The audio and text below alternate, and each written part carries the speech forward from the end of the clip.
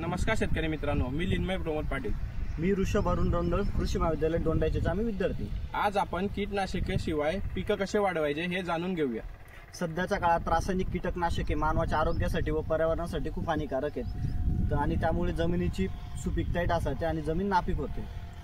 म्हणून जैविक कीटनाशके व कीटनाशक विरहित शेती कशी करायची आपण हे जाणून घेऊया. आपण कीटनाशकांऐवजी जैविक कीटनाशक वापरू शकतात, तर ते कोणते कोणते आहेत ते आपण जाणून घेऊया.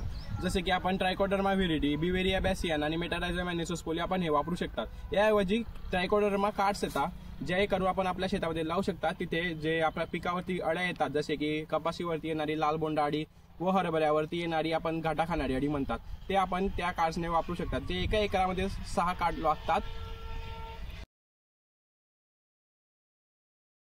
पारंपरिक कीट नियंत्रण पद्धती जाणून घेऊया. जमिनीची मशागत, त्याच्यानंतर पीक फेरपालट, सापळा पिके, लाईट ट्रॅप, कीट विरोधक वाण, तण नियंत्रण, मित्र कीटके जसे की काय मित्र कीटके लेडीबल बिटल हा ॲफिड्सला कंट्रोल करण्यासाठी यूज केला जातो. त्यानंतर ग्रीन लेस विंग आपला व्हाईट फ्लाय कंट्रोल करण्यासाठी यूज केला जातो आणि ड्रॅगन फ्लाय हा स्मॉल इन्सेक्ट असतात त्यांना कंट्रोल करण्यासाठी यूज केला जातो. आपण याच्याऐवजी आपण ट्रॅप क्रॉप सुद्धा वापरू शकता. ट्रॅप क्रॉप म्हणजे सापळा पिके, जसे की आपण कपाशीमध्ये तूर लावता, भेंडी लावता किंवा कॅस्टर्ड लावता. जसे की आपण कपाशीमध्ये तूर लावली तर तिच्याने आपण जे मावे तुडतुडे ते कंट्रोल करता. भेंडीने आपण जी गुलाबी बोंडळी येते ती कंट्रोल करू शकतात. आणि आपण टमाटा आणि कांदा लसूणमध्ये आपण